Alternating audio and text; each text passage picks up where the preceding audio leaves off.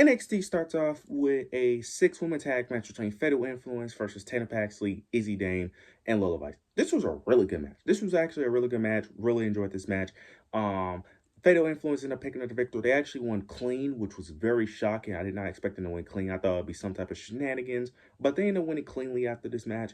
They just continued to tell the story mainly between Izzy Dane and Tatum, because towards the end, Izzy Dane ended up taking a back fist to JC Jane, ended up pushing Tatum Paxley out the way, and then later they end up having a segment where they end up comforting Tatum Paxley because she was blaming herself, and Izzy and the calling was basically telling her that she needs to be more smart, more wiser about what she does with the NXT Championship, and that she just can't give out opportunities to everyone, because that's how they ended up in the situation they ended up tonight show with the six-woman tag match.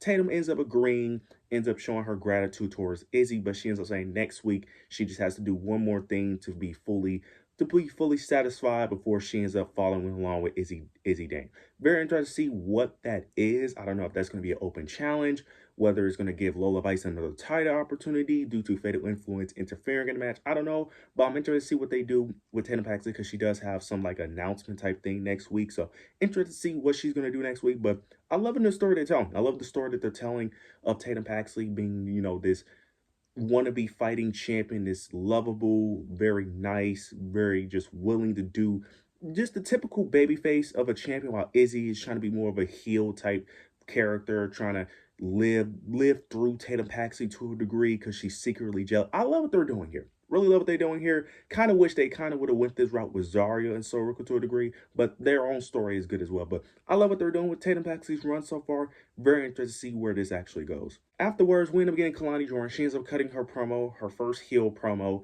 And this promo, I will say this, it was not good, but it has a lot of potential. I will say that. She basically ends up giving her reasonings for why she is the way she is. She ends up mentioning becoming TNA Women's Knockout Champion. Ends up mentioning how she got kicked out of the locker room, and how when she cheats that everyone boos her. But she ends up mentioning Dominic Mysterio, Cody Rhodes, and other wrestlers who also do the same thing, but they get cheered. She ends up saying that the fans turned their backs on her, and the locker room turned their back on her, and that being this nice, naive girl just doesn't work, and that she doesn't regret anything, and that she's now doing her.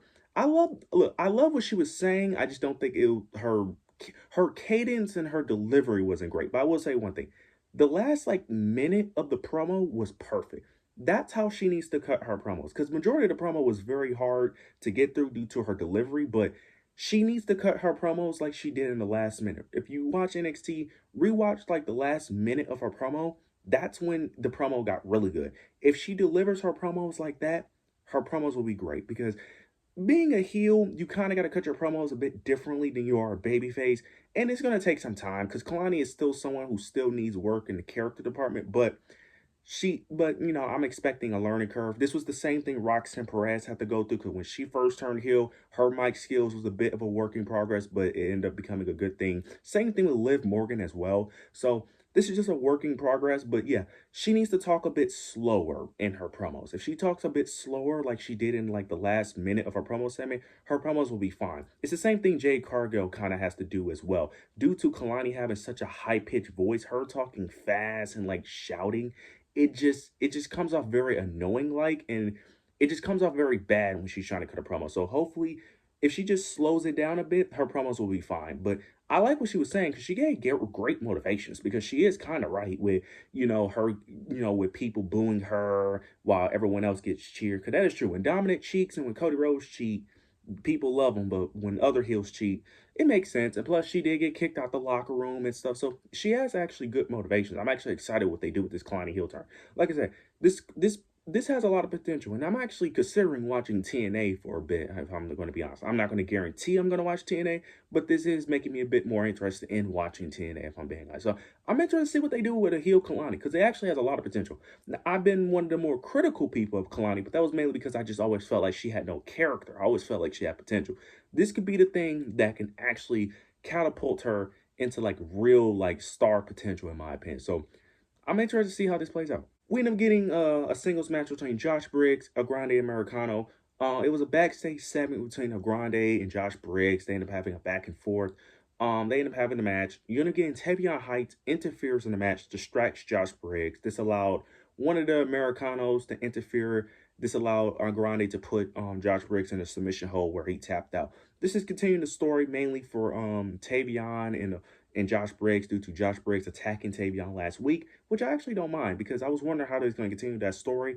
I like it personally. I like they're continuing that story. I like that Tavion's getting TV time because I've been saying this for the longest. Build up your men's division because you're gonna need new stars very soon. Because outside of Ricky Saints and Javon Evans and Trick Williams, you're gonna need to start building up some new main eventers. So I'm interested to see what they do with Tavion Heights. So I'm actually interested in the feud, and I've been loving Josh Briggs. I ain't gonna lie, Josh Briggs' heel work has been great.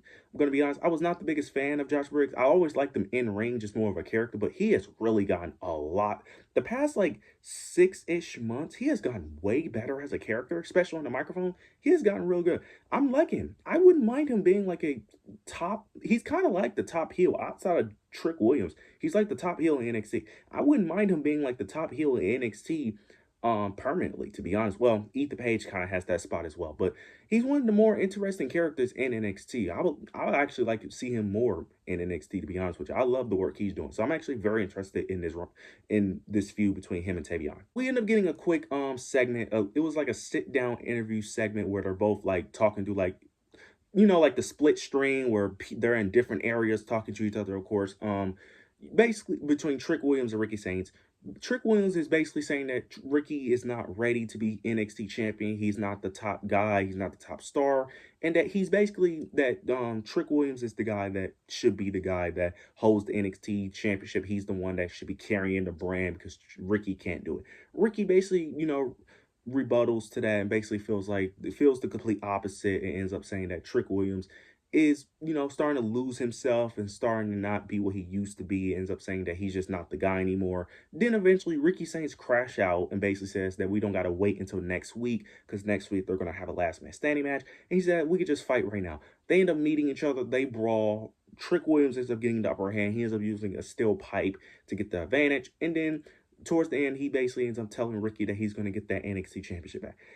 I like this feud. I like what they're doing with this feud. They're not doing too much, but they're also not like overdoing it as well. Because this is one of those things where you don't really need super long segments, but you also don't want it to be like something that feels like filler. It still feels very important while not getting the most TV time, which I actually enjoyed because this doesn't need like 10 to 15 minute segments.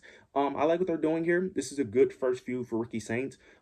It's so crazy how good Trick Williams is. It's so crazy how when he first turned heel, because I was very suspect of when he first turned heel, but it's crazy that he's actually a better heel than he is a babyface. And he's a good babyface. That's the thing. He's actually really good at playing a good guy, but he's just better at being a bad guy. Like, he is so good. Trick Williams just has that it factor. It is really insane. I can't wait to see what they do on the main roster, but I can't wait to see that last man standing match. It should be really good. Afterwards, we end up getting a speed women's tournament match between Zarya and Ren Sinclair. Zarya picked up the victory. Zarya is basically trying to get the women's championship back to Soruka in her honor, and also Fallon Henley is also in the tournament as well. It's a very small tournament. It's literally just one match, and you're in the finals. So Fallon Henley is facing some random woman named Skylar. I never seen her ever. I'm assuming she's on Evolve. Fallon Henley is of course going to win that match.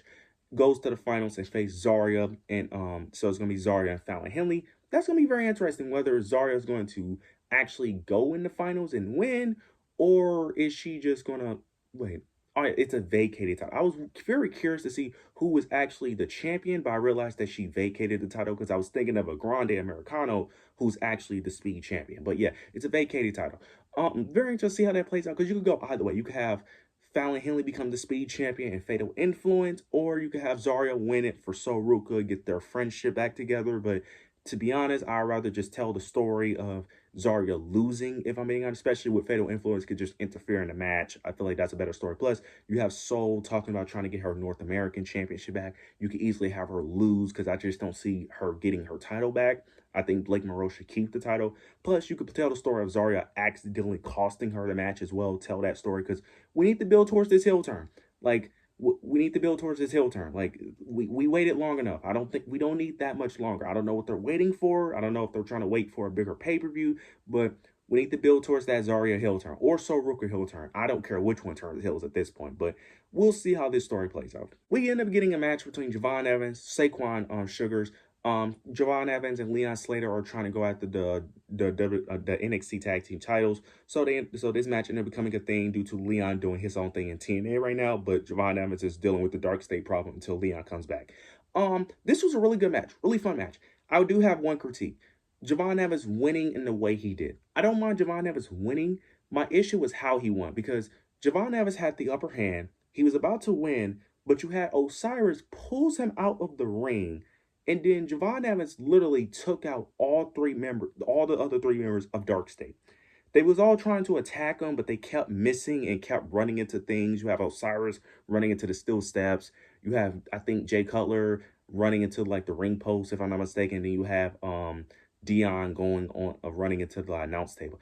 I didn't like that ending because why have Osiris pull Javon Evans out the ring just for Javon Evans to still get the upper hand and still make them all look like idiots? Like, I just don't understand that. Also, too, that should have been a disqualification. Osiris literally pulled Javon Evans out the ring and the ref saw it. Like, that's a disqualification. I don't understand. I get that he didn't attack him, but that's a disqualification. Like, come on.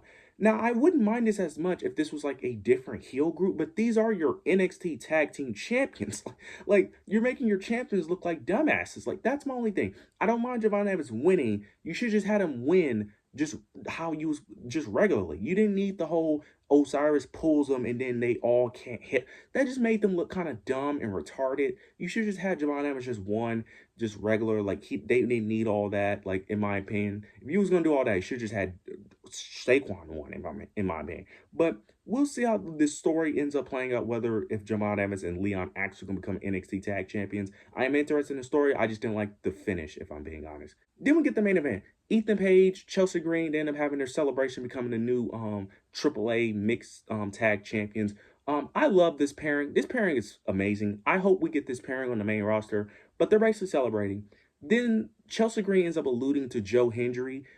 Ethan Page doesn't want her to say the name, but then eventually they end up saying the name anyway to prepare for him. They end up having this huge cake that they thought Joe Hendry was in, but he wasn't. He just comes out from the entrance ramp, and he basically ends up saying that he wants a shot at those AAA mixed tag team titles, and he ends up revealing his partner is Thea Hale. She pops up from the cake, throws some pies at them, and that's basically it. They take them out, and then they end up waving their hands in the air to end the show. Lackluster ending, I will say that, but we'll see how that mixed tag match plays out for the mixed tag team championships for AAA. I'm not gonna act like I'm the most excited. You guys know how I feel about Joe Hendry. I like him. I just think they overuse him in NXT. But overall, this was a great show. Really loved it. I have little to no complaints. This was a really great show. But you guys let me know your overall thoughts, opinions down below. Make sure to like, comment, subscribe. But yeah, that's it.